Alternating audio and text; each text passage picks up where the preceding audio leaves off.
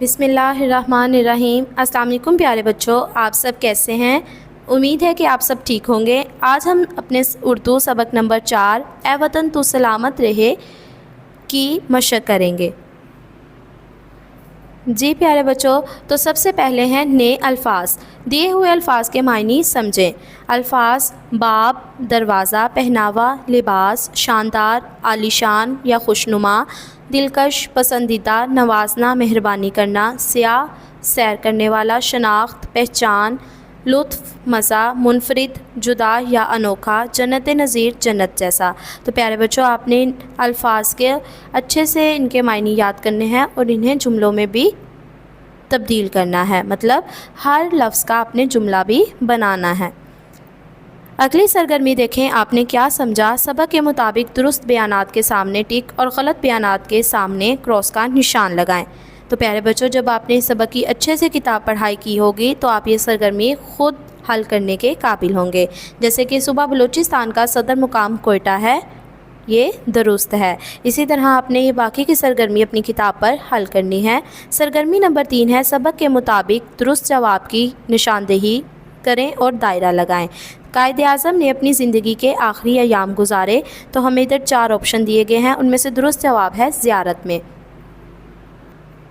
جی پیارے بچوں، تو اسی طرح آپ نے یہ باقی کی سرگرمی اپنی کتاب پر حل کرنی ہے۔ اگلی سرگرمی ہے دیے ہوئے سوالوں کے جواب لکھیں۔ اس کے لیے ہم اپنی کتاب سے سوال جو ہے وہ اپنی کاپی پر لکھیں گے اور ان کے ساتھ جوابات بھی۔ جی پیارے بچوں، تو آپ سب سے پہلے عنوان لکھیں گے اے وطن تو سلامت رہے۔ سوالوں کے جواب لکھیں۔ سوال نمبر 1 ہے قصہ خوانی بازار کہاں واقع ہے اور اس کی وجہ شہرت کیا ہے؟ قصہ خوانی بازار پشاور میں واقع ہے۔ پرانے وقتوں میں لوگ یہاں قصے کہانیاں سنایا کرتے تھے، اسی لیے اس بازار کا نام قصہ خوانی بازار مشہور ہے۔ لاہور کی تاریخی عمارات میں سے کوئی سے 3 کے نام لکھیں۔ تو پیارے بچوں، آپ نے اسی طرح باقی کے سوالات کے جوابات اچھی لکھائی میں اپنی کاپی پر لکھنے ہیں اور انہیں اچھے سے یاد کرنا ہے۔ جی پیارے بچوں، تو سوالات کے جوابات لکھنے کے بعد ہمارے پاس اگلی سرگرمی ہے مل کر کریں بات۔ اپنے وطن سے متعلق اپنی پسندیدہ نظم، ترانہ یا نغمہ اپنے ساتھیوں کو سنائیں اور پسندیدگی کی وجہ بتائیں۔ تو پیارے بچوں، آپ اپنی پسند کی کوئی سی بھی نظم یا نغمہ اپنے والدین کو سنائیں گے۔ دی ہوئی تصویریں غور سے دیکھیں اور ان کے بارے میں مختصراً بتائیں۔ جیسے کہ پہلی تصویر میں جو ہے وہ کون سا مقام ہے؟ یہ فیصل مسجد ہے۔ اگلی تصویر میں پاکستان کے قومی کھیل یعنی ہاکی کی تصویر ہے۔ تو اسی طرح پیارے بچوں، آپ نے باقی کی تصاویر کے متعلق جو ہے وہ بات کرنی ہے۔ لفظوں کا کھیل ممے میں سے پاکستان کے چند شہروں کے نام چھپے ہیں۔ درج ذیل شہروں کے ناموں میں سے 5 ناموں کے حروف تلاش کریں اور ان کے گرد دائرہ لگائیں اور شہر کا نام دی ہوئی جگہ پر لکھیں۔ تو پیارے بچوں، اسی طرح آپ نے اس ممے میں سے الفاظ جو ہے وہ شہروں کے نام جو ہے وہ تلاش کرنے ہیں اور ان کے حروف کے گرد دائرہ لگا کر سامنے دی گئی جگہ پر لکھنا ہے۔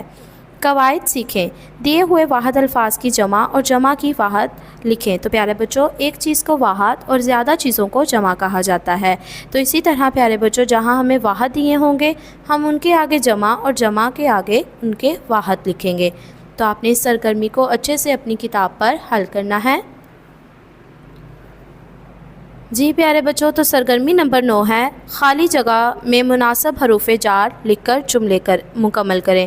حروف جار کیا ہیں کہ وہ کسی بھی جملے کو مکمل کرنے میں اہم کردار ادا کرتے ہیں، یعنی وہ اس جملے میں ہمیں کہ وہ چیز یا جگہ جہاں موجود ہے اس کے بارے میں بتاتے ہیں۔ جیسے کہ وادی مریب صوبہ پنجاب ڈیش واقع ہے، میں واقع ہے۔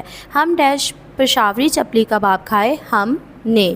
تو اسی طرح پیارے بچوں، آپ نے حروف جار کا استعمال کرتے ہوئے یہ خالی جگہ مکمل کرنی ہے۔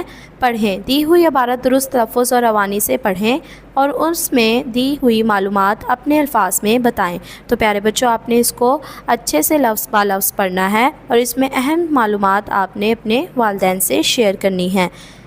اگلی سرگرمی ہے کچھ نیا لکھیں۔ تو پیارے بچوں، یہ آپ سب کا ہوم ورک ہے۔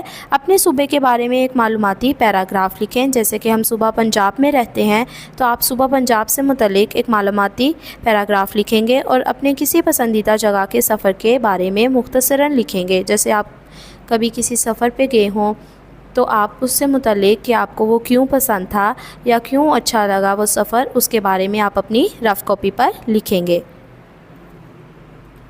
جی پیارے بچوں، تو اس سبق کو مکمل پڑھنے کے بعد اور اس کی مشق کرنے کے بعد مجھے امید ہے کہ آپ کو اس کے حاصلات تعلم حاصل ہو گئے ہوں گے۔